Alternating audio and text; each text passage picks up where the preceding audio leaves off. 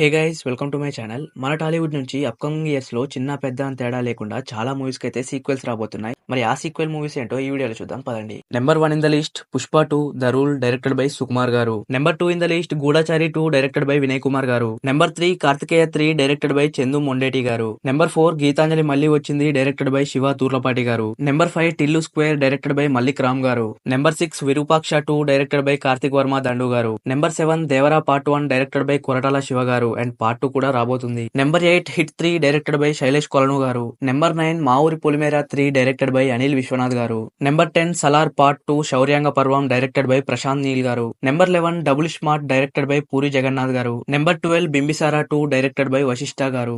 Number 13 Jai Hanuman directed by Prasanth Varma గారు. Number 14 Akhanda 2 directed by Boyapati Srinu గారు. And finally number 15 Skanda 2 directed by Boyapati Srinu గారు. మరి మీరు ఏ సీక్వెల్ కోసం వెయిట్ చేస్తున్నారో కింద కామెంట్ చేయండి.